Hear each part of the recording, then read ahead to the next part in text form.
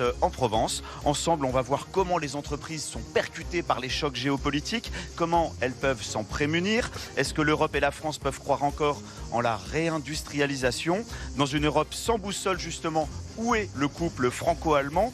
Le monde vieillit et fait moins de bébés. Ça, c'est un autre défi structurel qui n'est pas des moindres. On en parlera avec nos experts sans frontières. Et puis, de 19h à 19h30, on essaiera de chercher une boussole politique, cette fois avec la présidente de l'Assemblée nationale, voir ensemble comment on peut réconcilier les Français, regagner la confiance entre les Français et l'institution qu'elle représente. Une boussole énergétique avec le patron France de Schneider Electric. Et puis, une boussole climatique avec le directeur général de la Massif qui, lui, nous parlera du coût de l'inaction climatique. Mais tout de suite, on attaque avec les experts sans frontières. Juste avant, les infos avec Laura Cambo. A tout de suite.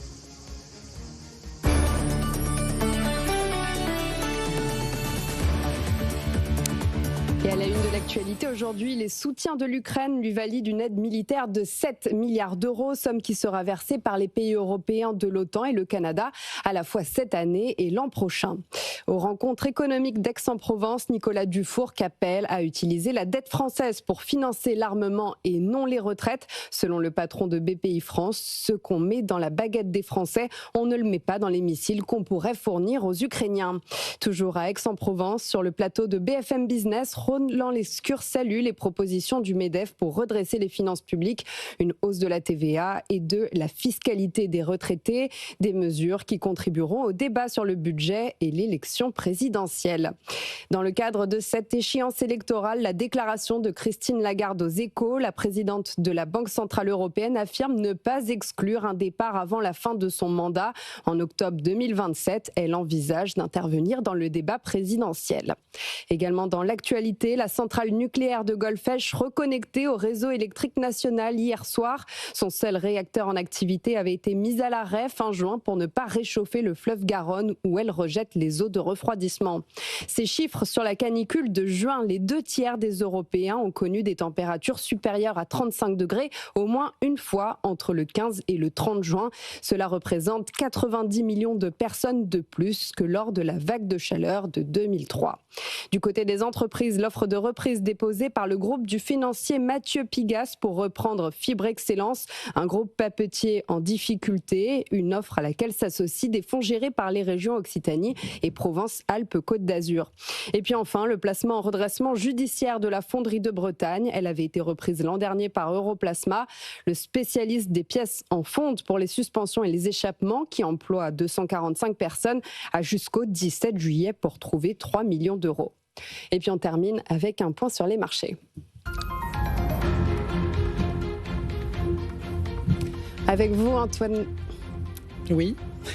Avec vous, Antoine Larigauderie, le CAC 40 qui clôture en hausse. Effectivement, Laura, plus 0,39% pour un CAC 40 qui verrouille les 8500 points. On clôture 8508 points. Et encore, on aurait pu faire mieux. Déjà parce que les volumes étaient relativement faibles. Il n'y a pas de séance à Wall Street cet après-midi pour cause de veille de fête nationale. Donc on est resté à 2,8 milliards, ce qui n'est pas beaucoup. Et puis on était ankylosé aussi par le secteur du luxe.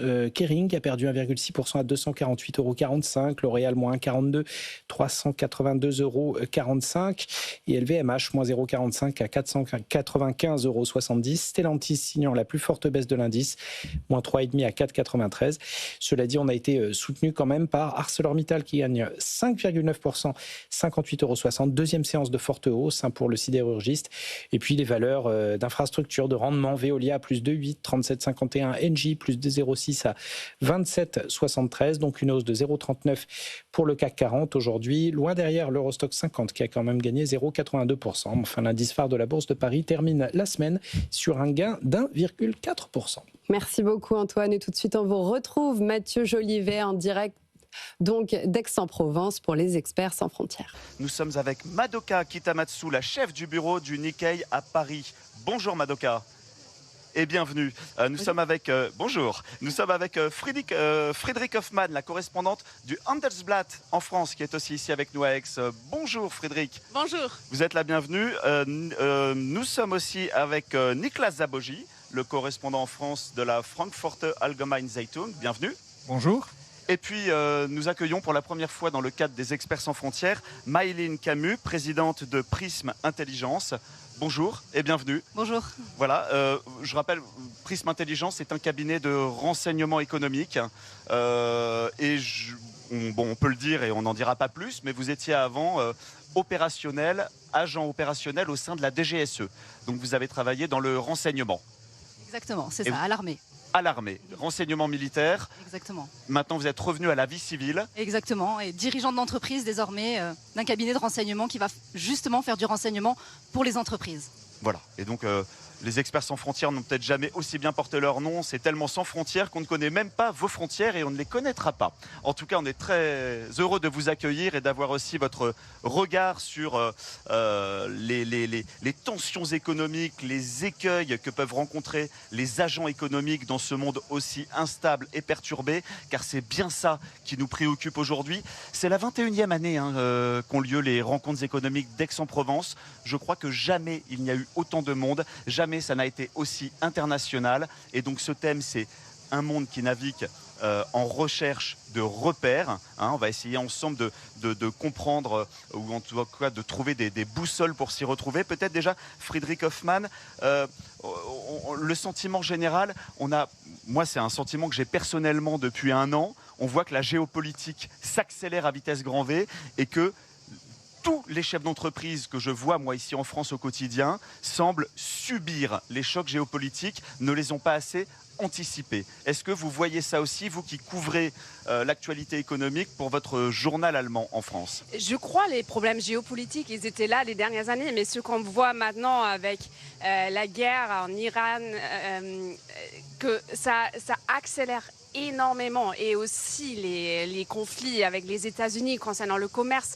ça a vraiment accéléré le problème. Et ce que j'ai entendu ici quand j'ai parlé au Monde, ici, que c'est un bruit de base qui influence maintenant toutes les décisions des chefs d'entreprise qui sont ici, mais aussi ce qu'on a entendu ici, même si c'est un nouveau monde dont on agit maintenant, ça donne aussi un peu optimisme qu'on peut gérer la situation. Alors c'est pas perdu, mais il faut pas juste subir, comme vous avez dit, mais il faut créer l'avenir, et c'est le moment maintenant.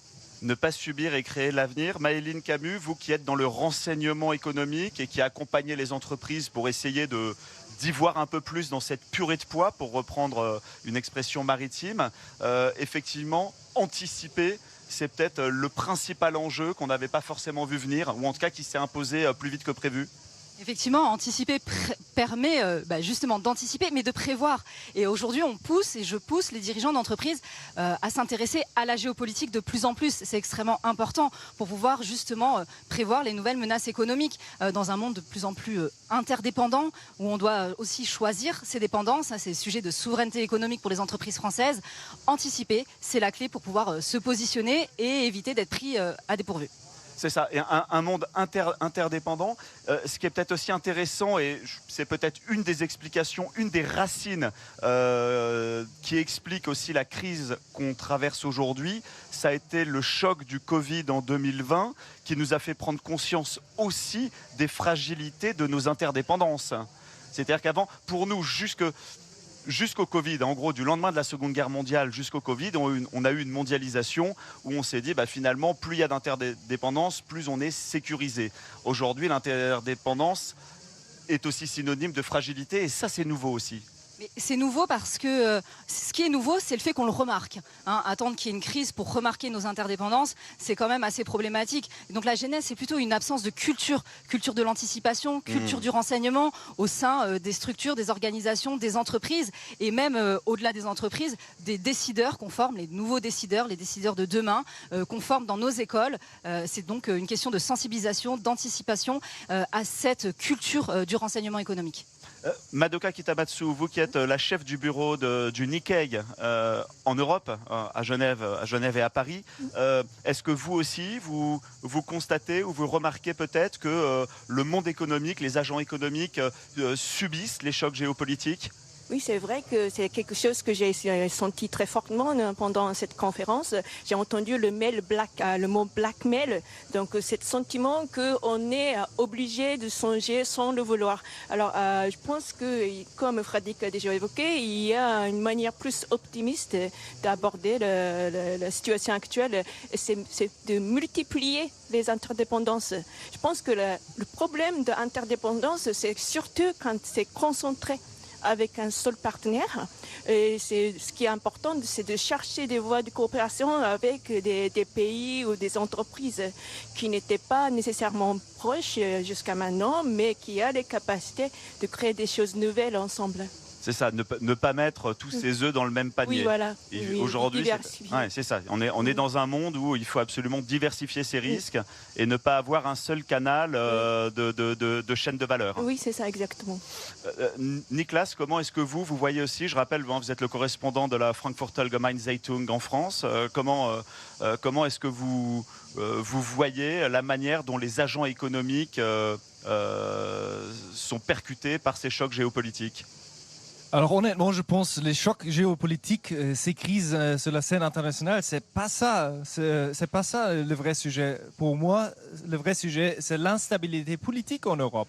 Le politique, notamment en France, fait pas son travail. Les problèmes budgétaires datent des années déjà. On n'a pas des moyens ici en France pour réagir à ces crises qui sont réelles, qui sont graves, qui sont difficiles pour les entreprises en interne. Alors délocaliser par exemple, c'est une super idée bien sûr, mais où investir en Europe si on n'a pas la stabilité politique, si la politique reste instable, s'il n'y a pas des solutions à ces problèmes budgétaires, etc. Ouais. Donc je pense que c'est ça le vrai sujet. Hein. C'est pas... C'est-à-dire que moi, mais c'est intéressant ce que vous me dites. C'est-à-dire que moi, je vous parle du blocage du détroit d'Ormuz, de l'agressivité de la guerre que mène Vladimir Poutine à l'est de l'Europe, qui fait ressurgir le spectre des grandes guerres. Je vous parle aussi de Donald Trump qui déroule sa doctrine Donroe, de l'agressivité commerciale chinoise. Et vous me parlez de la dissolution en France. Et ce qui fait rire Madoka. Ah oui, je veux pas sous-estimer les risques sur la scène internationale, bien sûr. Mais après, il faut être réaliste. Hein. On ne peut pas changer le monde d'ici. Et ce qu'on peut faire, c'est réformer l'Europe. C'est réformer, intégrer l'Europe et réformer notamment ici la politique ou les sujets qui sont là, les soucis qu'on a ici en interne en Europe. Ouais. Ça peut changer. Ouais. C'est-à-dire que pour vous, c'est ce que vous regardez en tant que correspondant aussi de la Frankfurter Allgemeine Zeitung, c'est effectivement les élections présidentielles cruciales en 2027 et apporter de la visibilité et de la stabilité politique avec un budget qui soit clair. Ça, c'est un peu le nerf de la guerre, j'allais dire. Oui, mais j'espère vraiment qu'il ne faut pas attendre d'ici avril, mai l'année prochaine pour avoir des réformes, des réactions. Alors, vous savez que nous, Français, on ne sait pas sur ce genre de sujet. Hein. Allez-y maintenant. Non, mais c'est maintenant le moment où la politique doit agir, faire quelque chose, réformer. J'entendais un panel qui était très intéressant aussi tout à l'heure avec le Premier ministre groenlandais, Fredrik Nielsen, qui d'ailleurs a commencé à parler en disant, il arrivait de Nuuk, il a fait Nuuk, Aix-en-Provence, en disant mais qu'est-ce qui fait chaud chez vous, hein. Donc ça a été un petit peu difficile pour le Premier ministre groenlandais, mais qui nous disait qu'il fallait absolument que l'Europe bâtisse un récit européen. Un récit européen qui embarque avec lui des partenariats renforcés avec le Canada, avec le Groenland, etc. Frédéric, comment est-ce que vous voyez ça? Est-ce que vous avez le sentiment qu'aujourd'hui, un peu comme les entreprises subissent les chocs géopolitiques, on a aussi l'Europe qui subit des récits impériaux qui sont très bien rodés de la part de Vladimir Poutine, Xi Jinping, Donald Trump, et nous, on n'a pas encore notre récit en Europe. Parfois, j'ai l'impression que l'Europe n'a pas encore compris dans quel danger nous sommes en ce moment et quelle importance ça a de tenir encore ensemble. Et quand on voit ce que se passe aux États-Unis, en Russie, dans les autres régions du monde, c'est vraiment urgent qu'on parle avec une voix et pas avec plusieurs. Et ce qu'on voit, par exemple, comment on réagit à la guerre commerciale avec la Chine. On voit des différences en Europe qui sont énormes. Et je pense qu'on a plus la masse de manœuvre d'avoir des discussions pour des mois et des mois, On doit trouver les moyens de décider plus rapidement. Peut-être c'est pas possible à 27, peut-être il faut trouver des autres formats pour des questions différentes, mais il faut trouver les moyens pour décider. Et je pense qu'on n'a pas encore compris qu'on a besoin de ça et c'est urgent. Frédéric, je reste avec vous parce que je crois que vous avez animé un panel aussi ici aux rencontres économiques d'Aix-en-Provence avec un autre enjeu majeur sur lequel on peut aussi nous phosphorer à notre tour, c'est celui de la réindustrialisation. En Europe en général et en France en particulier. Peut-on espérer de réindustrialiser Quelle était la tonalité de votre panel et que disaient les intervenants avec des profils high level qui étaient autour de vous? Alors les chiffres sont frappants. Quand on voit au début des années 2000, il y avait 16% de PIB qui était le manufacturier, mais maintenant c'est 10%. Alors c'est vraiment une descente énorme. Mais ce qu'on voit en même temps, qu'il y a des projets qui sont intéressants. Parce que, par exemple, j'étais à Dunkerque il y a quelques semaines pour la vallée de la batterie. À Marseille, il y a des choses qui se passent. On a des procédures de fast track pour raccorder les projets industriels stratégiques au réseau. Alors, il y a des choses qui se passent. Et ce que je trouvais intéressant avec les intervenants de mon panel, qu'on était un peu d'accord l'Europe a tous les atouts, mais on n'arrive pas encore à le mettre ensemble. Un exemple, il y a beaucoup de capital en Europe, mais c'est sur les dépôts. Alors il faut changer un peu ça et les marchés capitaux unis, c'est un des grands sujets qu'on a. Alors il y a beaucoup des atouts. On a la technologie, on a l'éducation, on a tout ça et on a aussi les capacités de le faire, mais on ne met pas encore les cordes ensemble. Et je pense que ça c'est un des tâches les plus importantes qu'il faut gérer maintenant.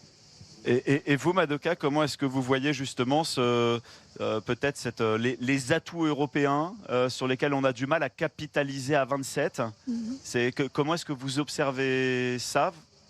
Alors, malheureusement, je pense que ça risque d'être encore plus difficile à partir de l'année prochaine, selon les résultats de présidentielle française. Parce que jusqu'à maintenant, on a bien vu que quand même le président français était assez influençant quand il fallait créer un consensus en Europe. Et ça risque de plus ne pas être le cas. Peut-être ce sera plus le rôle de l'Allemagne de le faire. Mais je pense qu'il n'y a vraiment pas de visibilité dans ce Vous avez raison de le rappeler.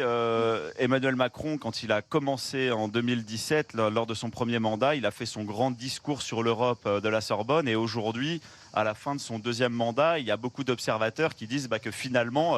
c'est assez regrettable car c'était un discours où quelque part il était assez visionnaire sur la souveraineté, l'appel à la souveraineté européenne, mais qui une fois de plus est resté lettre morte, Niklas.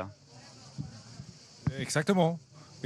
Et les relations franco-allemandes sont dans un état très difficile, c'est connu. Et s'il n'y a pas d'accord entre les deux premiers pays, c'est impossible d'avoir une Europe vraiment unie, forte.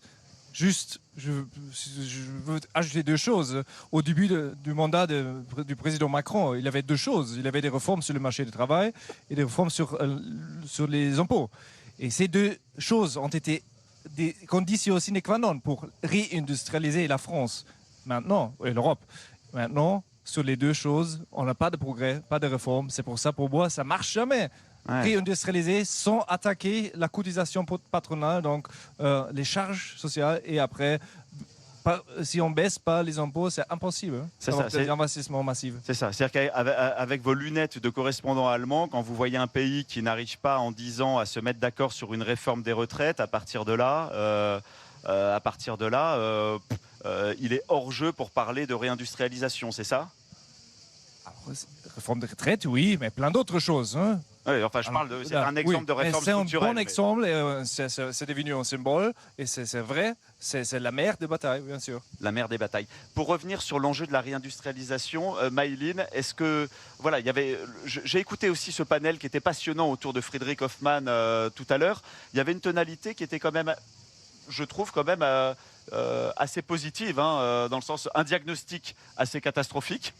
Il faut le dire, mais des raisons d'espérer. Est-ce que vous, en tant qu'acteur du renseignement économique à la tête de Prism Intelligence, qu'est-ce qui vous fait dire qu'aujourd'hui, l'Europe en général et la France en particulier ont assez d'atouts pour booster la réindustrialisation? Alors moi, je ne suis pas d'accord parce que moi, je pense que la France a une carte à jouer. Les patrons français, les patrons d'industrie français ont une carte à jouer. C'est pas parce qu'on n'arrive pas à se décider sur nos réformes de retraite que la France ne peut pas se positionner sur la réindustrialisation déjà de notre propre pays et montrer l'exemple aussi pour l'Europe. Donc moi j'y crois encore. Le renseignement est un atout, est une clé parce qu'il permet d'anticiper, de faire face à la menace et aussi d'ouvrir un peu les écoutilles, de prendre de la hauteur de vue dans des décisions stratégiques. Donc c'est extrêmement important. Le renseignement apporte cette capacité aux dirigeants de décider avec lucidité. Aujourd'hui, les dirigeants français ont cette capacité d'avancer et de, bien sûr, évidemment, participer à la réindustrialisation de notre pays. Donc j'y crois et je crois fortement à ce que la France en soit capable.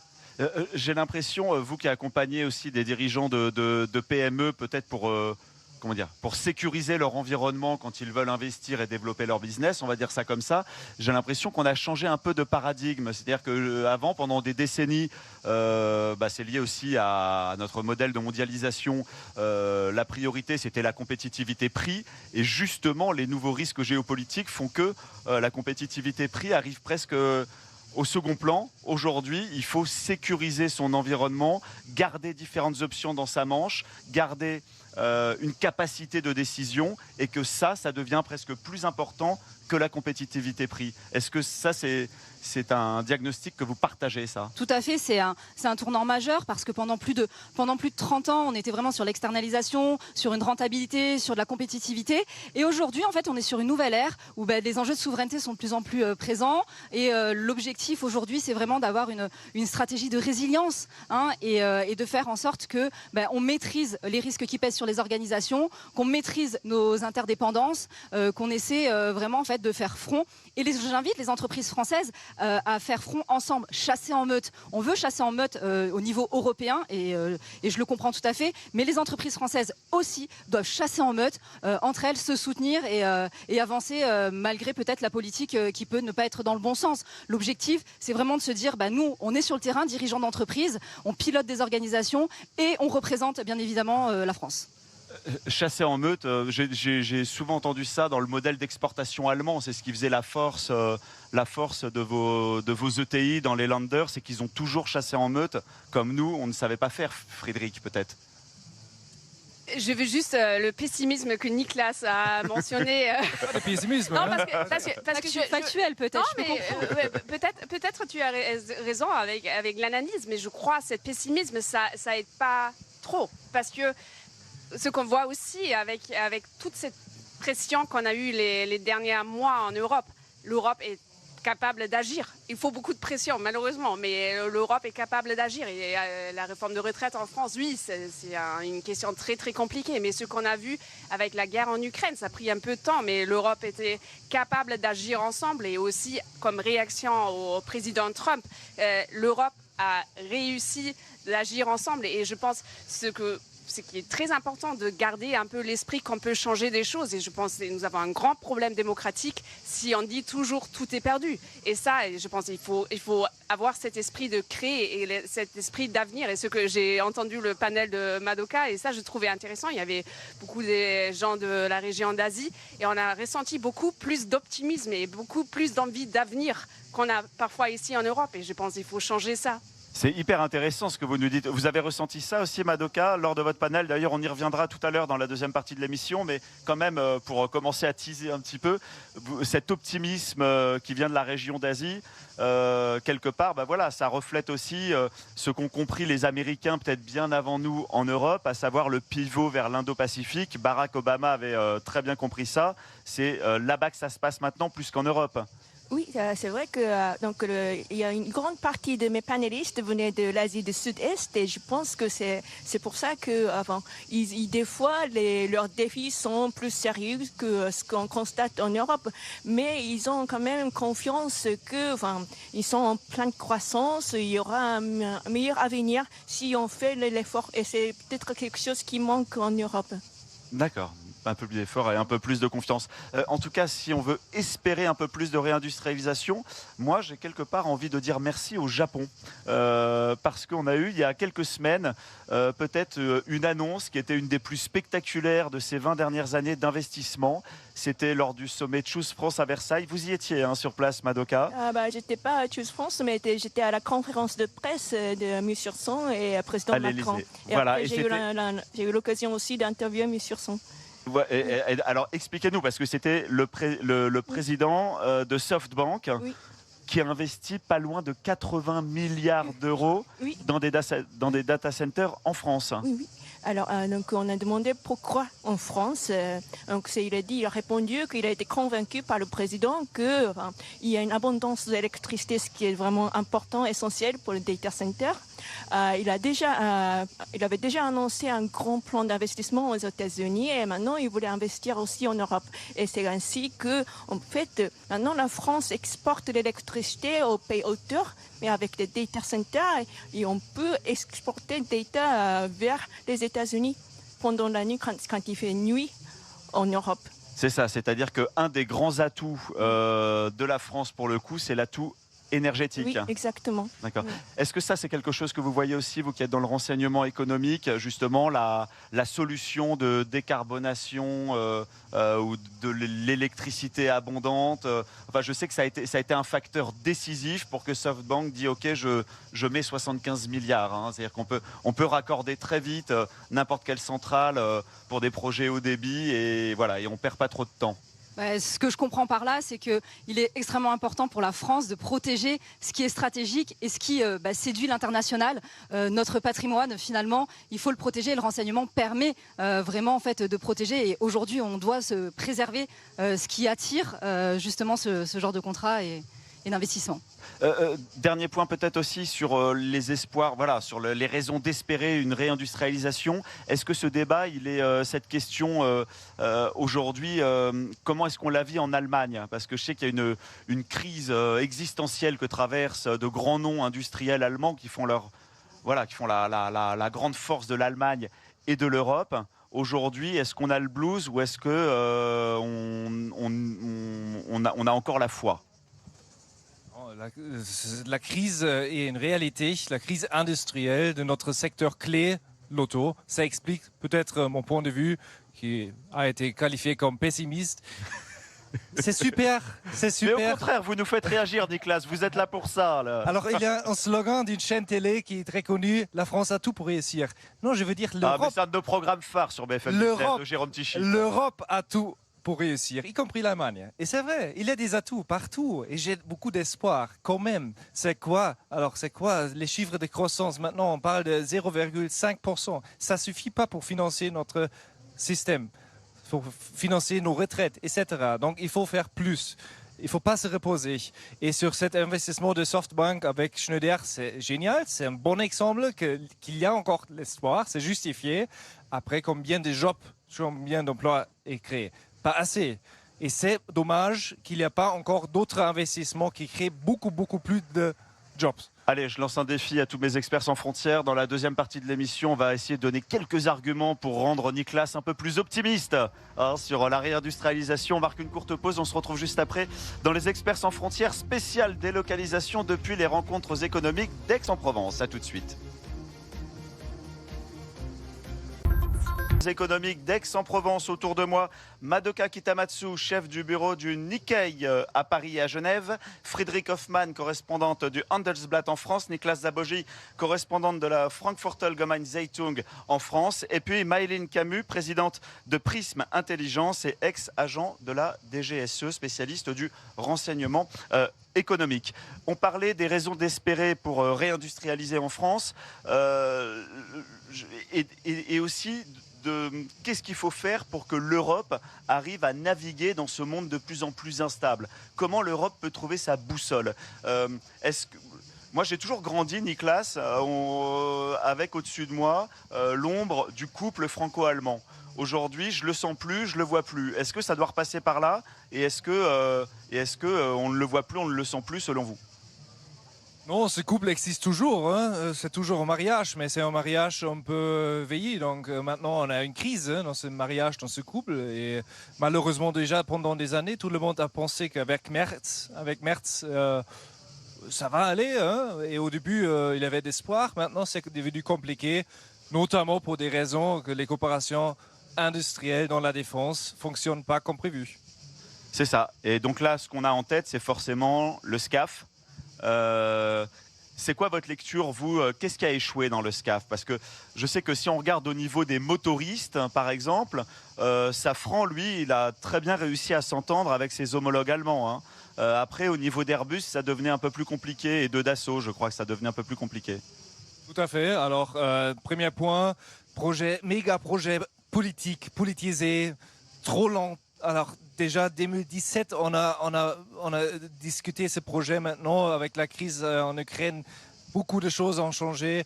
Après, très politisé aussi. Il y a de bons exemples dans la coopération industrielle s'il n'y a pas de politique dedans. Mais là, c'est devenu très politisé. Et troisième point, bien sûr, c'est aussi la complexité d'avoir une coopération entre une entreprise familiale Dassault et ce tanker. Ces géants Airbus, et en plus peut-être aussi l'Allemagne qui a maintenant trop d'argent et pense parfois qu'elle peut faire tout soi-même. Maëlyn Camus, cet exemple du SCAF et de la coopération industrielle franco-allemande, elle est assez intéressante quand on le regarde avec le prisme du renseignement économique, parce que là on est sur un cas d'école assez particulier, où d'un côté, vous nous en parliez tout à l'heure, de chasser en meute, de l'union fait la force, où l'Europe doit résister dans ce monde des empires, etc. Donc au niveau industriel, l'union fait la force. Et en même temps, quand on regarde l'exemple du SCAF et de la coopération industrielle, on est sur un exemple où si finalement chacun essaye de garder son précaré, essaye de protéger sa brique technologique. Si on continue à raisonner comme ça, l'union ne fera pas la force. Malheureusement, comme il a été dit, c'est très politique. Il y a beaucoup de lourdeur. Et c'est ça, maintenant il faut prendre de la hauteur de vue, du recul pour essayer de voir comment des alliances peuvent naître. Il y a des égos à mettre de côté. Il y a essayer de trouver un chemin dans cette difficulté, dans cette crise. On est dans une crise de mariage. Et c'est aussi à nous, puisqu'on est aussi une partie, à trouver un point moyen pour essayer de faire en sorte que le mariage dure malgré la crise. Oui, et en même temps, alors je crois que Frédéric, vous m'aviez déjà repris à l'antenne, vous aimez pas qu'on parle de couple franco-allemand. En fait. Je sens que vous... C'est très émotionnel. Vous avez peut-être raison un jour, mais arrêtez. Je crois qu'il y a que les Français qui parlent de couple franco-allemand. Ouais, en Allemagne, c'est plutôt le moteur franco-allemand. Le moteur, ok. Ouais, alors ouais, on va... restons sur le moteur. En même temps, on voit bien que là, sur les moteurs, même sur les moteurs, on veut pas bosser ensemble. Ouais, c'est ça. Même si le moteur, le SCAF, ça marchait assez bien, mais oui, sur le SCAF, ça marchait bien. Non, mais après, plus sérieusement, est-ce que il y a des raisons d'espérer, selon vous, d'une coopération industrielle renforcée entre la France et l'Allemagne, qui redevienne ce moteur qu'elle était ces dernières décennies en Europe? Alors, je crois qu'il faut vraiment mieux intégrer ces projets. On a un peu vu que nous étions pris en otage par un conflit industriel. Et toute l'Europe était prise en otage par ce conflit industriel. Et malheureusement, il n'y avait pas assez de leadership des côtés de chancelier allemand et de président français de résoudre cette situation. Et je pense, il y avait des années où il y avait des conflits. 2021, c'était juste avant l'échec. Alors, c'est pas que l'échec est venu il y a quelques mois. Non, c'était un problème depuis des années et on n'a pas vraiment réussi de trouver des compromis ou peut-être dire ok, on va arrêter ce projet. Et ce qu'on voit, on discute souvent de Airbus et l'exemple d'Airbus et peut-être faire un Airbus de semi-conducteurs, un Airbus de l'intelligence artificielle. Comment on peut trouver des formes industrielles bien intégrées pour vraiment travailler ensemble, parce que je crois juste avec la volonté politique, ça ne marche pas. Il faut convaincre les industriels de vraiment s'intégrer et vraiment avoir un objectif ensemble. Et juste un objectif politique, ça aide pas. C'est pas assez. À l'Élysée, il y a un concept qui était très en vogue cette année, qui est celui de best athlète. C'est-à-dire qu'on prend en Europe, on regarde sur les fabrications de tel boulon qui est le meilleur en Europe, et ben c'est lui qui va être leader pour fabriquer les boulons. J'invente, mais l'idée du best athlète qui marche dans le sport, dans les équipes sportives, l'appliquer à nos industriels en Europe. Je crois que ça serait mieux de jouer en équipe. Il peut être un meilleur athlète, oui, ou le best athlète, c'est pas la question, mais il faut jouer en équipe. Et aussi, peut-être, la France doit aussi apprendre un peu de jouer en équipe avec les autres. Et avec le SCAF, malheureusement, peut-être c'était l'exemple de cette entreprise. Ouais, peut-être que Dassault a peut-être été un peu trop solo, d'accord, on a compris. Et vous, Madoka, comment est-ce que vous regardez ça, la difficulté avec vos lunettes de chef du bureau de Nikkei, un des peut-être le plus grand quotidien économique au monde, japonais. Comment est-ce que vous regardez cette difficulté européenne à nouer des alliances industrielles ? Alors, c'est vrai que c'est vraiment il y a cette difficulté d'être à côté de l'un de l'autre et vous ne pouvez pas vous séparer parce qu'on ne peut pas bouger des pays. Mais il faut aussi ne pas oublier que c'est un élément très positif qu'il y a un partenaire si puissant juste à côté et qu'il y a des moyens de coopération. Parce que c'est pas quelque chose qu'on a forcément en Asie. On est un peu plus divers. Enfin, oui, on n'a pas une union asiatique, ça va jamais arriver. Mais c'est pas le cas en Europe. C'est pour ça qu'on peut parler de troisième pôle mondial après les États-Unis, la Chine et puis l'Europe. Mais si collectivement vous n'allez pas faire des projets ensemble, ce serait pas troisième pôle, ce serait juste des petits pays européens qui sont pas très très bien coordonnés. C'est intéressant la question que vous soulevez parce que vous dites il n'y a pas d'union asiatique comme on essaye de faire en Europe et en même temps est-ce que c'est pas un mouvement qui commence un peu à apparaître autour de Xi Jinping, autour de la Chine ? Alors ça, est-ce qu'on peut appeler ça comme une union? Parce que je pense que la Chine est tellement puissante comparée aux autres pays et je pense que c'est beaucoup moins, sera beaucoup moins un système égalitaire comme l'Union européenne. Il y a aussi, le niveau de développement est très différent selon le pays en Asie.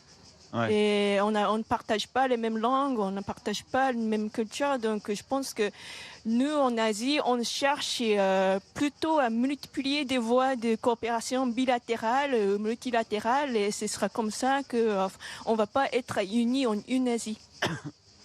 Il y a un autre sujet pour rester sur les relations franco-allemandes qui est pas un petit sujet. On voit, Niklas, que la doctrine de dissuasion nucléaire est quelque chose. Le président de la République s'est emparé du sujet. C'est assez rare. Hein. La dernière fois qu'il en avait parlé, c'était en 2020. Là, il en a parlé il y a quelques mois à l'île Longue, base des sous-marins lanceurs d'engins. L'idée étant que le parapluie sécuritaire américain est en train de se refermer doucement en Europe sous l'ère Trump. Et donc, qu'est-ce qu'on fait ? Est-ce que la France, seule puissance nucléaire dans l'Union européenne, peut quelque part pallier l'absence des Américains ?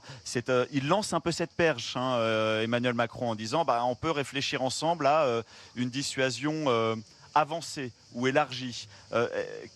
Comment est perçue cette question en Allemagne ? C'est perçu grosso modo comme positif, que la France est prête à discuter. Alors on est bien sûr loin d'un vrai accord sur cette question-là. Mais bien sûr, c'est quelque chose de positif.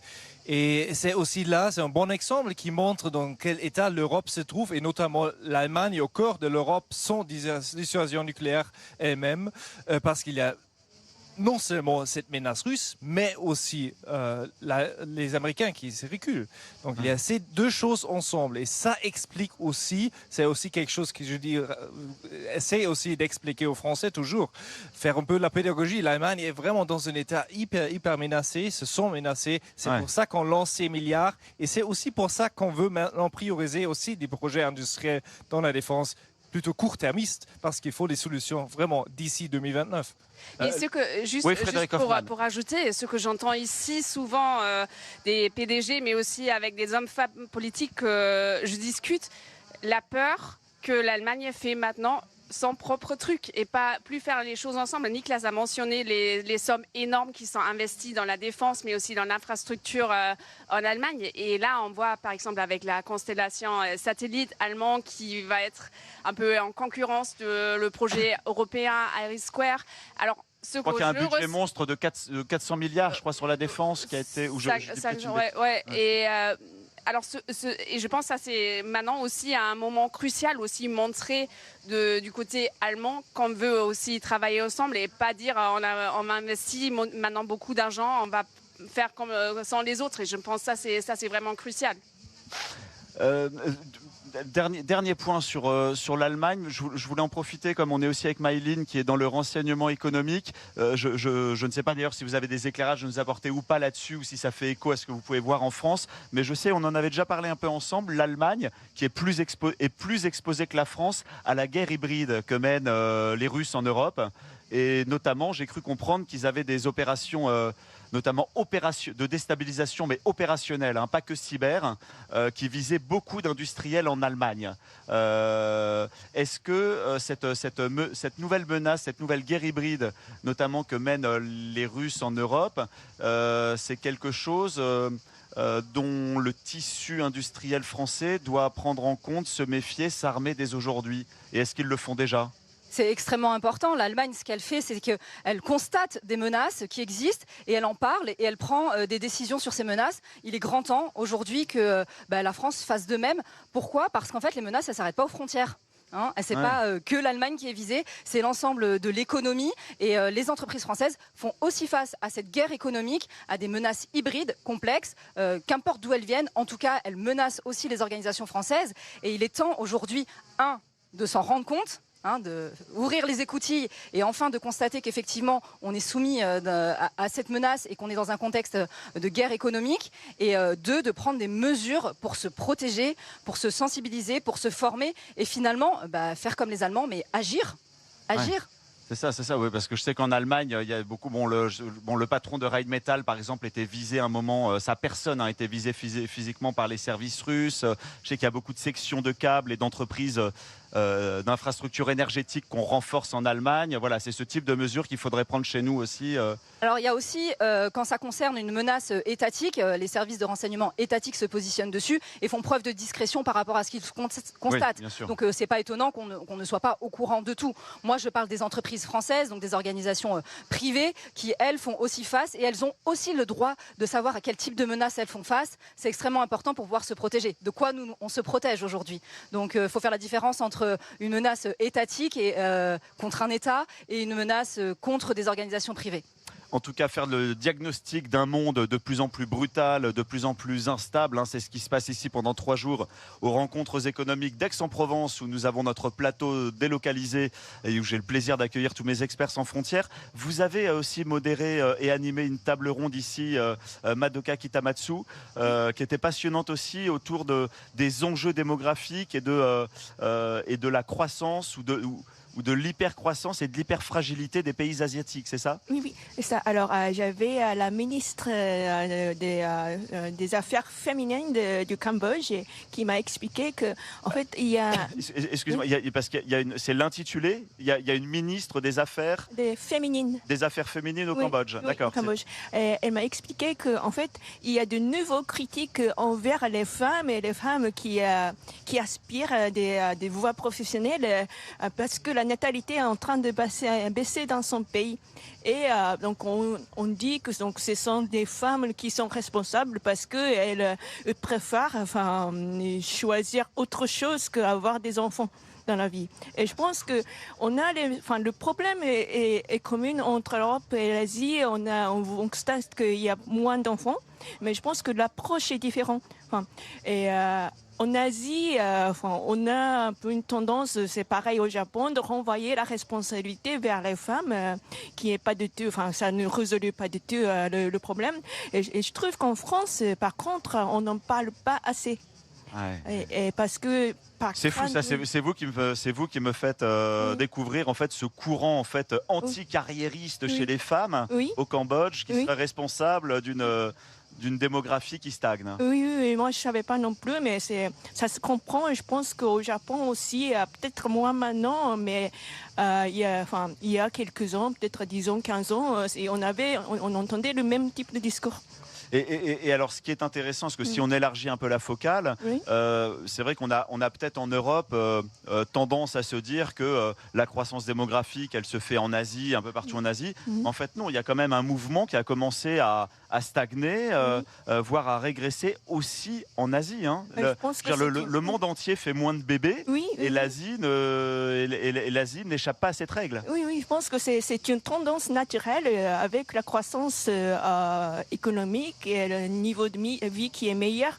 On fait moins d'enfants, donc ça, on ne peut pas vraiment éviter cette conséquence. Donc la question, c'est comment rassurer les jeunes générations que c'est pas une catastrophe de faire des enfants, avoir une famille. Donc l'option est là. Personne veut empêcher les jeunes, personne va forcer les jeunes d'avoir des enfants. Ouais. Et ce défi démographique, comment est-ce qu'il est abordé au Japon ? Alors au Japon, le Japon, je pense que c'est vraiment un cas qui devrait être étudié parce que j'ai l'impression que on a réagi vraiment trop tard.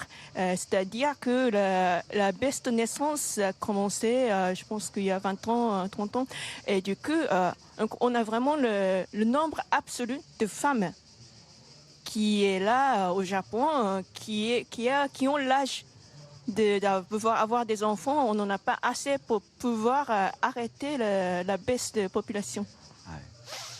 Donc on a une Asie, on voit qui stagne. Alors il y a des pays quand même. Hein, il y avait un rapport de la Banque mondiale passionnant publié cette année qui nous montre, je crois, qu'à l'horizon 2040 ou 2050, toute la croissance démographique mondiale sera portée par uniquement 7 pays.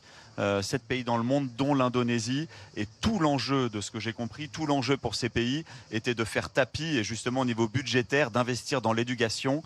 Parce que soit c'est ça et c'est la rampe de lancement et ils décollent, soit c'est la mort. Donc c'est vraiment tout l'enjeu pour ces pays, Indonésie en tête. Vu d'Europe, Mayline Camus, ce défi démographique, il se voit aussi dans le tissu des... Dans le tissu démographique, dans le tissu des entreprises. Hein. Quand on parle d'une Europe vieillissante, est-ce que vous le voyez à travers les entreprises que vous accompagnez ? Oui, et je dirais même une France vieillissante. Et aujourd'hui, ça pose vraiment un problème, notamment une vulnérabilité vers les entreprises familiales. Aujourd'hui, on a environ 83% des entreprises françaises qui sont familiales. Ça représente en moyenne 50 à 60% du PIB. Et ces entreprises familiales, elles doivent absolument anticiper cette transmission. La transmission des sociétés. Parce que sinon, on ouvre les portes à des vulnérabilités de captation, de difficultés. Je vous raconte l'histoire d'un dirigeant qui s'est retrouvé, son papa est malheureusement décédé et la transmission n'avait pas été préparée sur l'entreprise. Aujourd'hui, la société est en difficulté. Elle est en difficulté parce qu'elle a des difficultés à prendre des décisions, elle a des difficultés parce que la transmission n'a pas été faite correctement et on se retrouve avec une entreprise qui patachonne et qui ouvre en fait la porte à des vulnérabilités décisionnelles, économiques et même d'emploi qui sont des sujets en France. Donc la préparation à la transmission des entreprises familiales est extrêmement importante, sans quoi on va s'exposer à des forts enjeux au sein des organisations françaises. C'est un vrai sujet aussi en Allemagne, hein, Frédéric Hoffmann, d'autant que vous, c'est peut-être le pays des entreprises familiales, hein, l'Allemagne. Oui, et c'est plus que ça, c'est plutôt un problème macroéconomique. Parlons de retraite. Alors, qui va payer pour les retraites ? Nous allons avoir cette discussion en France encore une fois. À quel âge on va à la retraite ? Qui doit financer la retraite ? Et ça, c'est en Allemagne, on a déjà clarifié la question à quel âge on va à la retraite. Maintenant, on a changé la capitalisation. Il y avait un nouvel élément qui était ajouté. Mais bien sûr, il y a un débat générationnel ou est-ce que la jeune génération est... Alors oui, bien sûr, il y avait un grand débat dans la CDU, les chrétiens démocrates les jeunes qui ont fait la rébellion contre le reste de la partie concernant le plan de la retraite de plus anciens. Alors oui, bien sûr, même si on voit dans le poids politique, les jeunes ont moins de poids que les vieux. Et ça, je pense, c'est pas que l'Allemagne. Ici, en France, c'est la même chose. Les jeunes jouent moins un rôle parce qu'ils sont un groupe d'électeurs plus marginalisés que les retraités qui vont aux urnes. Et je pense que ça, c'est une grande question qu'on va avoir les prochains mois ici en France aussi avec les élections qui viennent.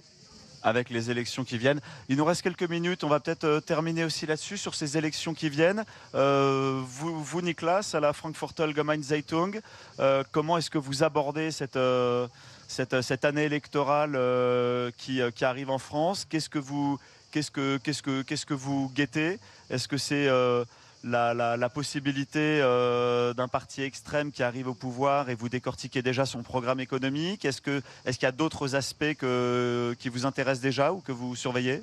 Alors d'abord, il y a des élections en Allemagne, dans les Länder, notamment dans l'Allemagne de l'Est. Et ça sera décisif aussi pour l'Europe, parce que pour la première fois, l'AfD est vraiment autour de 40-45%.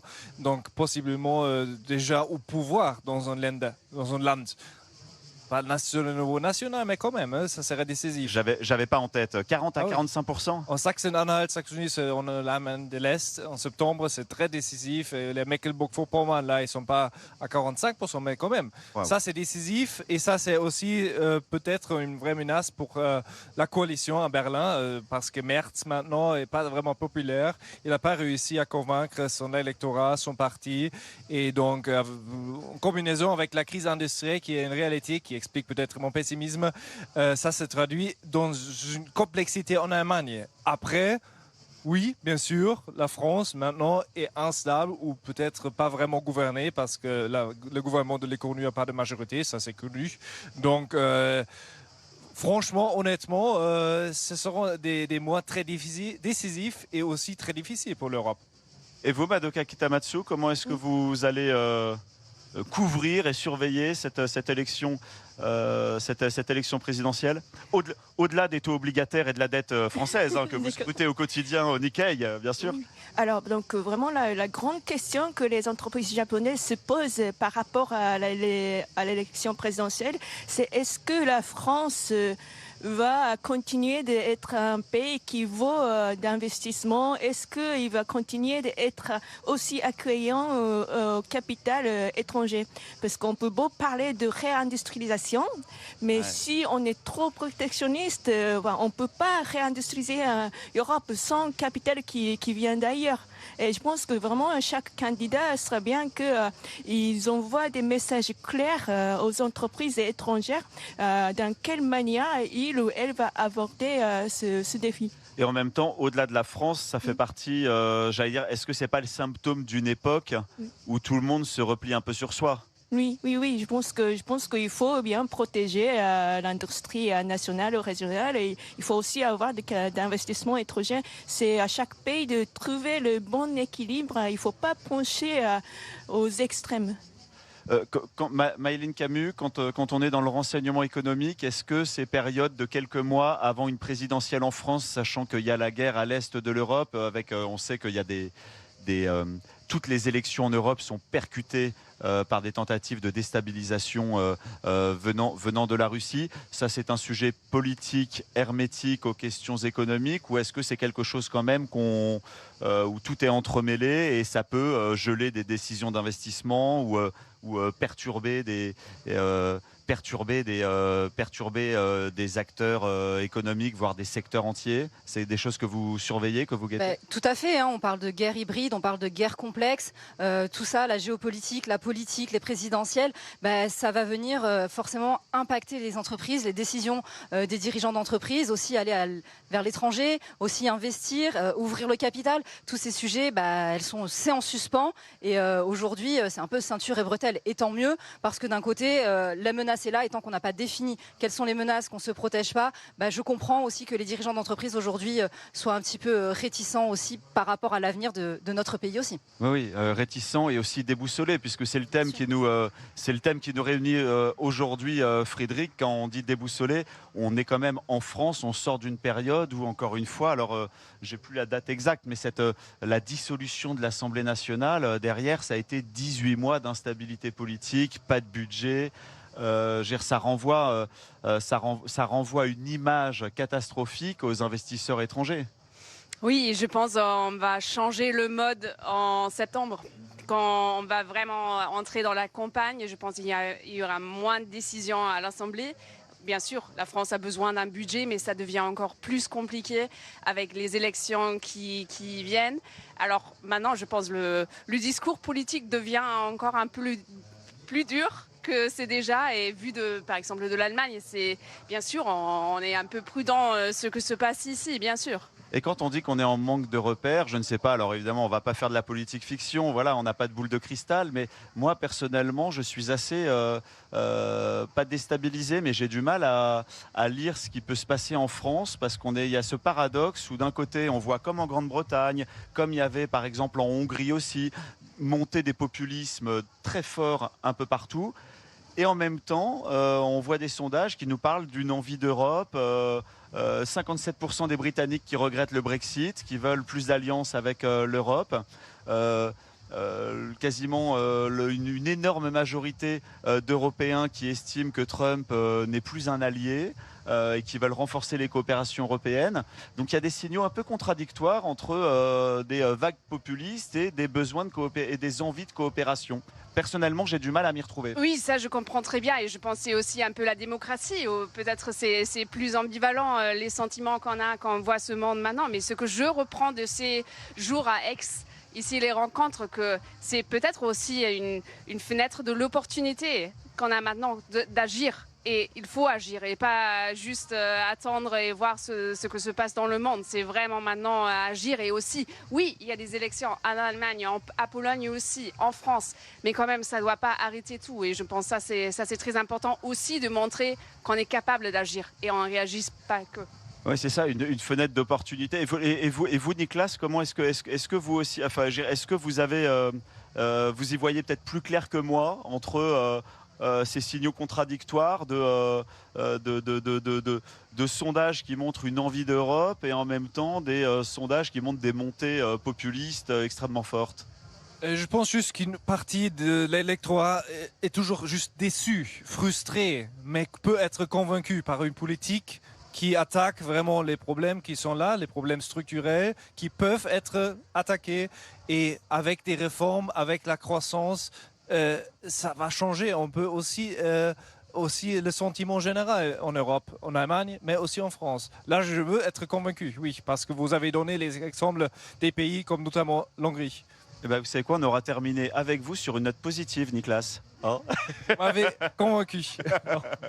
Bon, en tout cas, un grand merci à tous nos experts sans frontières qui étaient là avec nous. Madoka Kitamatsu, chef du bureau du Nikkei à Paris et à Genève. Frédéric Hoffmann, correspondante du Handelsblatt en France. Nicolas Zaboji, correspondant en France de la Frankfurter Allgemeine Zeitung. Et puis Maëlyn Camus, présidente de Prism Intelligence. Les experts sans frontières, c'est terminé depuis ces fabuleuses rencontres économiques d'Aix-en-Provence. Mais restez avec nous parce que tout de suite, on va continuer cette page spéciale et on va essayer d'avoir quelques points de repère, de trouver quelques boussoles avec des invités autour de moi jusqu'à 19h30, dont la présidente de l'Assemblée nationale. On marque une courte pause, tout de suite sur BFM Business. Peut-être entendre d'ailleurs autour de moi les grillons et les criquets, voilà, typique d'Aix-en-Provence. Ça fait 21 ans que cette édition existe. Il n'y a peut-être jamais eu autant de monde notamment, c'est très international, très géopolitique, avec cette thématique, comment est-ce qu'on peut naviguer dans un monde sans repères. Nous, pendant cette demi-heure, on veut essayer de trouver quelques boussoles pour savoir comment naviguer dans cette purée de pois, dans ce monde brutal, dans ce monde instable. La première boussole, peut-être une des plus importantes, surtout en cette période électorale, c'est la boussole politique. Je reçois la présidente de l'Assemblée nationale, Yaël Braun-Pivet. Bonjour et bienvenue. Bonjour, merci de votre invitation. Je dis une boussole politique parce que là, alors c'est une question qui peut paraître peut-être un peu large, mais ô combien cruciale. On sait qu'il y a une crise de confiance qui n'est pas propre à la France, qui est à la base une crise géopolitique. C'est une crise qui est liée à l'avènement des empires aujourd'hui, d'un monde drivé par Donald Trump, par Xi Jinping, par Vladimir Poutine. Aujourd'hui, quand on est présidente de l'Assemblée nationale, comment on fait pour naviguer dans cette instabilité géopolitique et surtout pour essayer de maintenir ce lien de confiance avec les citoyens. Parce que cette confiance, on ne va pas se mentir, elle a aussi été cassée. Et ça, c'est pas propre à vous, c'est un symptôme de notre époque. Alors effectivement, la confiance, elle s'érode et ça fait des dizaines d'années et elle s'érode en France, mais elle s'érode partout dans le monde. Il y a une vraie crise de confiance entre les citoyens et les politiques. Alors moi je crois que quand ça tangue très fort, il faut être solide sur ses appuis. Et les appuis dans notre pays, c'est d'abord le régime, la démocratie, c'est l'état de droit qui a un certain nombre de règles, l'indépendance de la justice, la séparation des pouvoirs, le rôle de l'Assemblée nationale en tant que législateur et contrôle de l'action du gouvernement.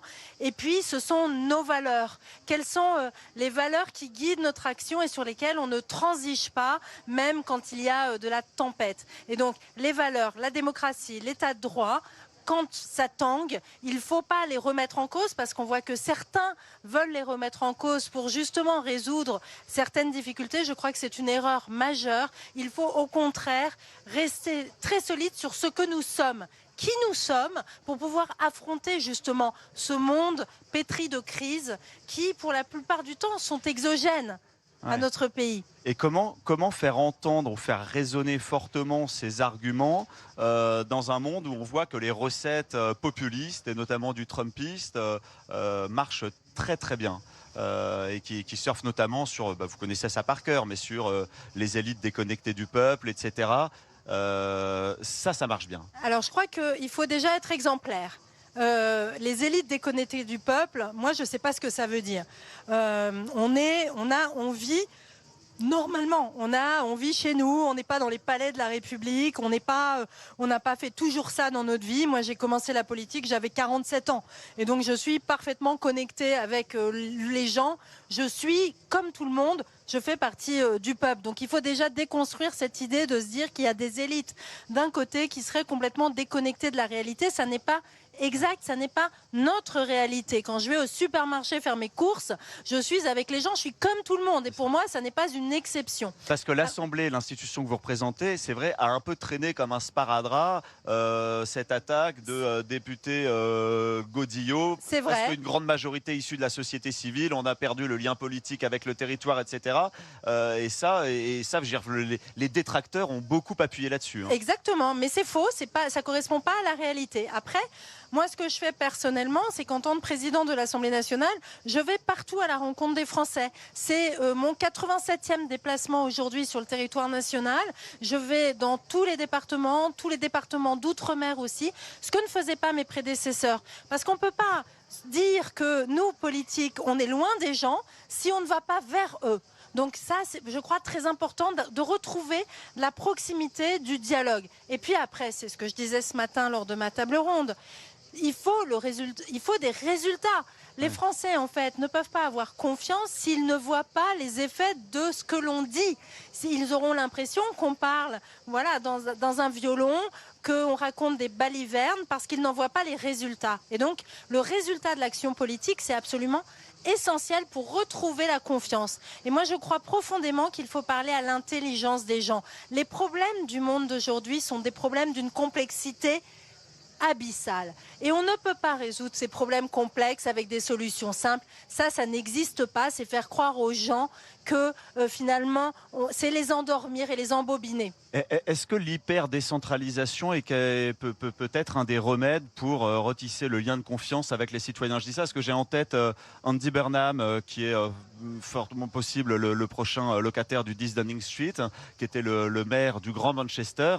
Et lui, vraiment, on l'appelle King of North. C'est pour reprendre les Game of Thrones. Mais c'est celui qui a allié toutes les petites villes désindustrialisées du Nord et qui a fait un petit peu recette sur le local, loin de Londres. Mais ça marche et il a l'air d'être sincère là-dessus. Mais je crois qu'effectivement, plus de décentralisation, rapprocher la décision des citoyens, ça veut dire aussi donner plus de pouvoir au local, il faut qu'on ait des compétences qui soient beaucoup mieux identifiées, recentrer l'État sur ses compétences propres et faire confiance aux citoyens, faire confiance aux acteurs locaux, faire confiance aux corps intermédiaires pour avoir un pouvoir qui soit plus proche des gens. Je pense que ça, c'est une des vraies clés du retour de la confiance.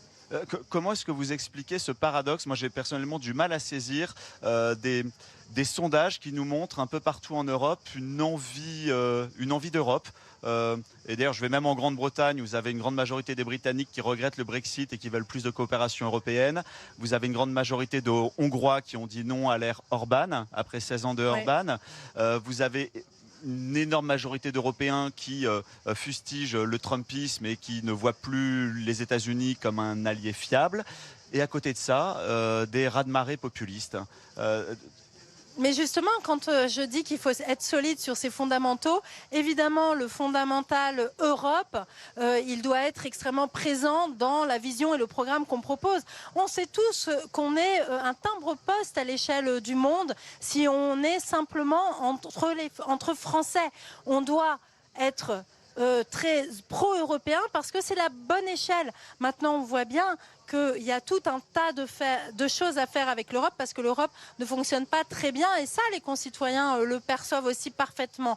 Donc il faut aussi écouter et ne pas se dire que les gens se trompent tout le temps. Il faut faire confiance au bon sens des gens aussi.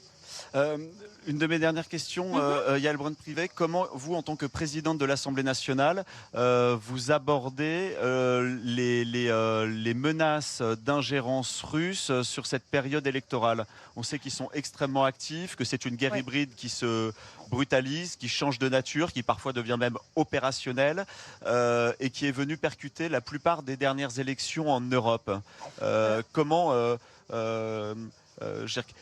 Est-ce qu'il faut mettre une forme d'armure à l'Assemblée nationale pour lutter contre les ingérences russes? Comment est-ce qu'on se prépare à ça? Alors l'Assemblée nationale est déjà bien protégée, mais effectivement, on peut avoir des attaques qui existent aussi sur le site de l'Assemblée nationale, et il y en a eu. Mais en tout cas, protéger le cœur de la démocratie qui est l'Assemblée nationale, c'est protéger nos systèmes de vote, c'est protéger nos systèmes d'information, mais c'est aussi faire en sorte qu'on puisse disposer demain d'outils d'intelligence artificielle souveraine dans l'aide à la législation, etc. C'est ce qu'on est en train de développer. On avait aujourd'hui et demain un hackathon à l'Assemblée nationale. Je crois que vous rentrez justement là-dessus demain. Je rentre exactement pour ça demain à Paris, parce qu'il est fondamental qu'on s'empare de ces enjeux-là, parce que c'est notre démocratie qui est en jeu. Le domaine de l'IA, c'est un domaine dans lequel il faut être offensif. Exactement, parce que c'est là. Merci beaucoup Yaël Braun-Pivet, présidente de l'Assemblée nationale depuis les rencontres économiques d'Aix-en-Provence. Merci beaucoup. Voilà, donc avec Yaël Braun-Pivet, nous avons vu quels peuvent être ces points de repère peut-être pour avoir une boussole démocratique dans ce monde percuté par les chocs géopolitiques et une instabilité grandissante. On continue ce tour de table avec mes invités ici depuis le parc Jourdan d'Aix-en-Provence. On parlait de boussole politique. Là, j'aimerais parler de boussole énergétique avec vous, Aymeric Renaud. Bonjour. Bonjour. Et bienvenue. Vous êtes le directeur général de Schneider Electric France. J'allais dire bienvenue et aussi presque bravo. On était juste avant avec la chef du bureau du Nikkei en France, dont on parlait, qui a interviewé il y a quelques semaines le président de SoftBank. SoftBank, c'est peut-être l'investissement le plus spectaculaire des dernières décennies en France. À plus de 70 milliards pour les data centers en France, dans le nord de la France. Et pour cela, le japonais SoftBank s'appuie sur un partenaire industriel, et c'est vous. Exactement, tout à fait. C'est Schneider Electric. Donc on est le partenaire technologique et le partenaire industriel de SoftBank. Alors qu'est-ce que ça veut dire? Ça veut dire déjà, en tant que partenaire technologique, le groupe Schneider Electric va pouvoir offrir l'intégralité de son savoir-faire dans le domaine des data centers sur la partie approvisionnement. Donc aujourd'hui on fait tout ce qui a trait à la distribution électrique. Ça regroupe des équipements type moyenne tension, basse tension, des onduleurs, et également tout ce qui a trait au refroidissement. Et pourquoi le partenaire finalement industriel? Parce que dans le cadre de l'implantation de ces data centers, Schneider Electric va ouvrir une usine à Dunkerque aux côtés du data center pour assembler l'intégralité de ses composants dans ce qu'on appelle des préfabriqués. Donc dans le monde du data center, c'est comme des containers. On met les équipements électriques, on va les assembler à Dunkerque et ensuite on les disposera dans le data center. C'est courant de faire une usine d'assemblage exprès pour un projet de data center, ou c'est quelque chose qui n'est pas courant et qui témoigne du gigantisme de ce projet industriel? Alors je pense qu'il faut effectivement positionner quelques chiffres. Si on regarde les 20 dernières années en France, il y a à peu près 400 data centers qui ont été construits sur le territoire français pour 1,5 gigawatts de puissance. Le projet SoftBank, il est en deux phases. Une première phase de 3,1. Pour ceux qui n'ont pas forcément les ordres de grandeur, ça a 1,5 giga. 1,5 gigawatts, c'est un peu plus qu'une tranche nucléaire en termes de consommation. Donc je pense que ça donne un bon ordre d'idée. Et sur la première phase du projet SoftBank, c'est 3,1 gigawatts qui vont être installés. C'est-à-dire qu'avec un seul projet, sur la première phase, on va finalement installer l'équivalent du double de ce qui a été construit en 20 années en France. Et je pense que le chiffre, il parle de lui-même. Et on voit cette accélération, notamment aux États-Unis, où énormément de structures de ce type-là ont été mises en œuvre. Et on voit aujourd'hui cette vague arriver sur l'Europe. Si je comprends bien, dans le process industriel, là où vous avez intéressé SoftBank et où ils ont fait le choix de la France, c'est qu'on est sur des projets de méga fermes de data centers qui vont pouvoir cracher des puissances de calcul intéressantes et peut-être mettre la France dans la course, ça vous nous le direz. Mais surtout, on a la capacité en France de raccorder rapidement ces fermes à des réseaux de distribution qui sont très haut débit. Et ça, c'est des solutions de raccordement qu'il n'y a pas forcément ailleurs en Europe. Alors l'enjeu principal quand on implante un data center, c'est l'accès à l'énergie. Et aujourd'hui, on a la chance en France d'avoir un parc nucléaire hydraulique, en renouvelable, qui produit en excédent. C'est l'équivalent d'ailleurs en puissance de presque 15 gigawatts qui sont disponibles au raccordement, donc l'équivalent presque de 15 tranches nucléaires qui pourraient être raccordées avec de la consommation. La deuxième chance qu'on a en France, c'est qu'on a un réseau de distribution et de transport, RTE Enedis, qui transporte bien l'électricité. Et donc quand on fait la combinaison d'une énergie qui est effectivement abondante, qui est décarbonée également, et qui est bien distribuée, si on a du foncier, on accélère la possibilité de la mise en œuvre de projets de cette taille-là. Et évidemment, après, il faut des partenaires qui connaissent cette filière-là. Et c'est là où Schneider Electric intervient au travers d'une usine de préfabriqués à Dunkerque, mais également nos 25 usines sur le territoire français pour pouvoir alimenter en matériel électrique ce projet. J'allais justement vous poser la question, élargir un peu la focale. Aujourd'hui, comment être compétitif en Europe? Là, on a un exemple précis. On voit bien que l'Europe est en pleine, et c'est un des grands sujets de ces rencontres économiques d'Aix-en-Provence. Comment l'Europe peut exister alors qu'elle est prise en tenaille entre la Chine et les États-Unis? L'atout énergétique de l'Europe et en particulier de la France, ça c'est quelque chose qui peut être un élément différenciant ou en tout cas nous permettre de rester dans la course. Effectivement, pour la France, c'est un point extrêmement différenciant. Cette énergie abondante et décarbonée, elle permet justement de lancer des projets à grande échelle. Et dans le monde du data center, qui est à la recherche justement de puissance importante en termes de fournisseurs d'énergie, c'est une réponse pour accueillir ces nouveaux sites. Et après, évidemment, il faut un outil de production qui soit compétitif. Donc là, dans les usines Schneider Electric, on a énormément automatisé, digitalisé pour gagner en productivité et construire du matériel à la fois de qualité, mais avec des coûts optimisés pour pouvoir servir ce type de projet. Un des boss du BCG, du Boston Consulting Group, que j'écoutais ici aux rencontres économiques d'Aix-en-Provence, alertait l'Europe en disant qu'elle est un peu à un moment de vérité et que si elle veut être dans le mouvement et ne pas décliner, voire mourir, il faut passer par des choses très concrètes et notamment robotiser beaucoup plus vite les usines et gagner en puissance de calcul. Vous partagez ce diagnostic ? Alors la robotisation, l'automatisation, c'est effectivement clé dans l'industrie. Pourquoi ? Parce que derrière, on a des opérateurs qui sont très sachants en France, qui ont beaucoup de compétences, et l'arrivée de ces technologies leur permet justement de gagner en productivité, c'est-à-dire qu'on va produire plus vite, plus rapidement, de façon plus qualitative, et cela, ça permet à l'échelle mondiale d'avoir des produits qui sont beaucoup plus compétitifs. Derrière, il faut peut-être aussi rappeler l'enjeu. Vous nous avez parlé, donc voilà, les data centers, c'est avoir de la puissance de calcul. Là, on n'est pas sur un sujet juste technologique. Là, ça devient un sujet géopolitique, l'IA. Je dis ça parce que voilà, on en parle de plus en plus, mais on a quand même une course entre Xi Jinping et Donald Trump qui font course en tête et qui ont compris, peut-être avant les autres, que celui qui sera le maître de l'IA sera le maître du monde quelque part. Et donc le sujet devient géopolitique. le sujet devient géopolitique. L'IA permet des transformations extrêmement importantes. On l'a vu avec l'IA générative, l'IA agentique. Donc il y a beaucoup de modèles qui sont développés et qui amènent de la productivité. Et le fait d'avoir ses propres modèles de langage et si possible européens et souverains, et je prends le cas de Mistral, c'est gage de pouvoir opérer des modèles qui seront sur territoire européen et qui produiront cette valeur sur le sol européen. Donc il est effectivement urgent à la fois de se doter de capacités de calcul dans le monde de l'IA et d'aller à grande vitesse, et par ailleurs de développer dessus des modèles de langage de préférence européens pour ne pas effectivement de dépendre de modèles qui ne seraient pas développés sur le territoire. Et donc entre notre énergie décarbonée, nos cerveaux, nos centres de recherche fondamentale comme liés à Normal Sup, au plateau de Saclay, etc. Tout ça mis bout à bout, vous pensez que la France peut rester dans la course de l'intelligence artificielle ? Alors moi j'ai une vision optimiste, c'est-à-dire qu'on a tous les ingrédients pour réussir, comme vous l'avez dit, l'énergie, les compétences, des champions, et ce qu'il faut c'est évidemment accélérer sur ce déploiement à l'échelle, et c'est là qu'est tout l'enjeu. Il faut déployer vite pour pouvoir rattraper notre retard et rester compétitif à l'échelle mondiale. Face au dérèglement climatique, je pense aux chaleurs extrêmes, à la canicule qu'on vient de traverser, justement, est-ce qu'il y a aussi urgence à accélérer les solutions électriques et décarbonation en France ? Alors nous, c'est une conviction profonde pour Schneider Electric. On intervient énormément dans des projets de décarbonation. Alors pourquoi l'électrification ? Parce qu'en France, cette électricité, comme on l'a dit, elle est produite et elle est décarbonée. Donc elle permet de contribuer fortement aux enjeux de décarbonation. Et par ailleurs, là encore une fois, on est dans une problématique de passage à l'échelle.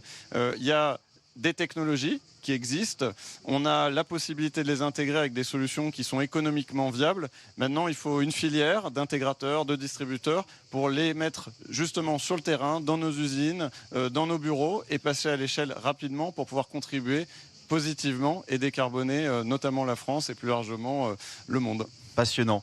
Merci beaucoup Aymeric Reynaud. Je rappelle, vous êtes directeur général de Schneider Electric France.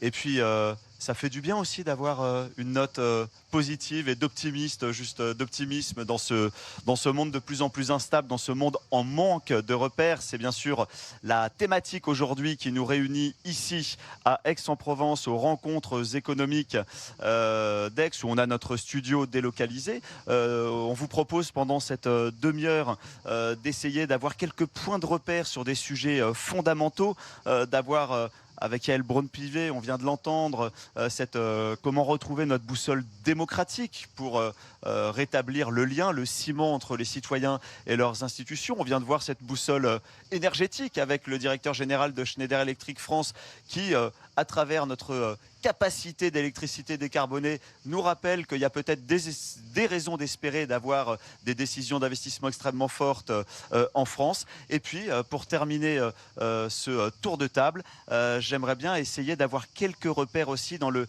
domaine climatique et assurantiel avec vous, Jean-Philippe Dogneton. Vous venez de nous retrouver. Bonjour. Bonjour Mathieu. Et bienvenue. Très heureux de vous recevoir. C'est un grand plaisir. Vous êtes le directeur général de la Massif. Ravi de vous retrouver parce que voilà, j'étais en train de voir, nous on est en manque de repères ici. Hein. On veut essayer d'avoir quelques boussoles. On enchaîne les chaleurs extrêmes, les canicules extrêmes. Alors nous, je ne veux pas sur BFM Business reprendre rebondir sur cette polémique, sur l'inaction des pouvoirs publics, etc. J'aimerais au contraire essayer d'explorer les solutions avec vous, hein, parce que nous, on est là pour essayer de comprendre quelles solutions on peut avoir pour l'avenir. Déjà au niveau du diagnostic, ce que j'ai trouvé intéressant, il y avait des rapports publiés ces dernières semaines, notamment un de la Banque mondiale, qui nous explique que face au dérèglement climatique, le coût de l'inaction est bien plus grave que les investissements pour s'adapter au réchauffement climatique. Ça, c'est quelque chose qui est parfois difficile à intégrer, mais vous, en tant qu'assureur, quel diagnostic vous posez et comment vous essayez de vendre cette idée ? Alors d'abord, nous sommes un assureur qui couvre 6,5 millions de sociétaires de clients France entière sur la métropole. Donc on couvre à peu près tous les territoires. C'est dire qu'on est vraiment représentatif de la vie de notre pays et de nos sociétaires. On vit et on vibre avec eux sur les questions climatiques. Alors que nous disent-ils nos sociétaires et que voyons-nous ? Ils nous disent le climat se dérègle depuis 20 ans, ça s'accélère, l'improbable devient probable, l'extrême succède à l'extrême et il faut bien regarder ce côté humain que l'on néglige trop parce qu'on parle de coûts, mais c'est une vraie crise sociale potentiellement qui couvre derrière. Vous voulez dire que les esprits sont mûrs ou qu'ils subissent et qu'ils font le constat après coup? Oui. Il y a une vraie prise de conscience de ce qu'est le phénomène climatique. Je crois que désormais on est mature. Et puis sur les chiffres, la chose se présente aussi de manière très claire. C'est un doublement de la partie sinistre sur les dernières années par rapport aux 10 années précédentes. C'est à peu près 5 milliards d'euros par an en France, c'est 130 milliards dans le monde, et on voit bien que ça va croître à nouveau. La projection donne un doublement d'ici à 2050. Voilà le diag. C'est évidemment assez sombre. La question qui vient immédiatement après, c'est de se dire, quand on est un observatoire social et économique comme nous le sommes en tant qu'assureur, qu'est-ce que l'on peut faire? Première question, est-ce que nous avons lâchement abandonné les territoires? La réponse, elle a été donnée très récemment par l'Observatoire de l'assurabilité, par la Caisse centrale de réassurance. Dans 98% des cas sur la métropole, eh bien, nos sociétaires, nos clients trouvent des assureurs. 2% de tension, mais généralement parce qu'il y a une densité insuffisante finalement de personnes, mais c'est plutôt facile à couvrir. Donc non, les assureurs n'ont pas lâché les territoires pour une raison qui est assez simple. Ça fait plus d'un siècle que les assureurs font de la mutualisation et essaient de couvrir le plus largement possible le monde. Est-ce que ça veut dire... Mais à l'avenir, est-ce que vous pourrez continuer à tout assurer? Est-ce qu'aujourd'hui, des logements deviendront inassurables? Alors, on vient à cette question, on ne peut pas faire l'autruche, et qu'avons-nous à traiter? On a d'abord une dette, un passif, parce que pendant de longues années, les constructions se sont faites dans des zones qui étaient très exposées, des zones inondables. D'autre part, on a construit des maisons... Des bouilloires thermiques aussi. Des bouilloires thermiques. On a construit des maisons qui étaient finalement sur de l'argile et sans fondation ou sans analyse de sol. Et ces maisons-là, elles bougent. Donc on a ce passif qu'il va falloir gérer. Et puis il y a l'avenir. L'avenir, c'est comment on construit demain, sous quelle forme, avec quels matériaux résilients, avec quel type d'analyse, avec quelles précautions et à quels usages nouveaux on prend en compte. Et ça, c'est deux dimensions qu'il va falloir traiter, la dette et l'avenir. Mais est-ce que quand on est aujourd'hui un sociétaire ou un assuré, est-ce que si on se projette, on se dit ok, j'ai le choix entre être inassurable ou augmentation des cotisations? Est-ce que c'est l'un ou l'autre? En fait, c'est trop binaire ce que je vous dis. Oui, mais quelles sont les alternatives? Soit on reste sur le modèle actuel qui est très couvrant et qui prend en charge les sécheresses, les inondations, les périls, les grêles, etc. Soit on reste sur ce régime-là, couvrant. Soit on va sur un modèle anglo-saxon qui est hyper segmenté, à chacun selon ses moyens. Soit même, c'est la majorité des pays, un certain nombre de périls ne sont pas couverts. Les sécheresses ne sont pas couvertes. Vous parlez du régime des catnats? Oui, le régime des catastrophes naturelles, c'est quoi factuellement? Qui est une exception française, je crois. C'est une pépite. C'est 42 € par foyer et par an. Vous êtes couvert sur les sécheresses, sur les inondations, sur le mouvement de terrain, voire sur le tremblement de terre. Et tout cela dans un modèle qui fait que tout le monde paye sa quote-part. Et c'est parce que tout le monde paye qu'on arrive à absorber les grands chocs. Le problème d'aujourd'hui, c'est que la sécheresse, par exemple, elle touche une maison sur deux, une maison individuelle sur deux. Et donc la prime va vraisemblablement augmenter. Le CatNat a été pensé en quelle année? 82. D'accord, donc en 80, il a été pensé à une époque où on n'avait pas encore ce choc, ce dérèglement climatique. Il n'y avait pas le dérèglement climatique, mais il y avait quand même du bon sens qui consistait à dire on met un régime très original, très couvrant, mutualisé, où tout le monde paye, mais surtout, disait-on à l'époque, il ne faudra pas construire n'importe où. La réalité, c'est qu'on a construit n'importe où. C'est ça qu'on paye comme dette en réalité. Mais est-ce qu'il faut revoir les contours de CatNat quelque part pour mieux l'adapter aux enjeux de notre époque? On peut l'amender, mais comme je le disais, il n'y a pas 36 miracles. Il y a une solution mutualisée, il y a une solution selon nos moyens ou une solution où on ne couvre pas tous les périls. Et moi, je suis d'avis de couvrir un maximum de périls. Il faut que l'assurance reste accessible. Mais 42 €, ça va évoluer dans le temps. J'ai dit que le coût climatique va doubler. S'il double, on peut penser que la cotisation finira par doubler ou tripler. Mais je vous parle de quelque chose qui va atteindre peut-être 150 € à l'horizon un peu lointain de 2040 ou 2050. Donc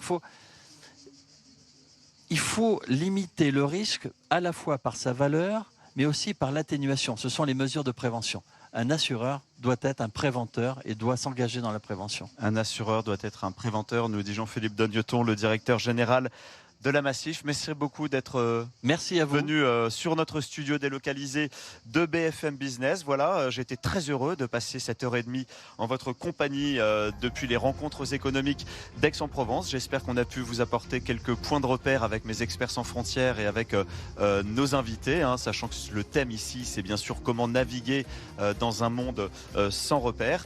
Je vous souhaite une très bonne soirée à tous et surtout, vous allez rester avec nous demain matin, vous connecter parce que ça va être spectaculaire. Nous serons toujours depuis notre studio à Aix.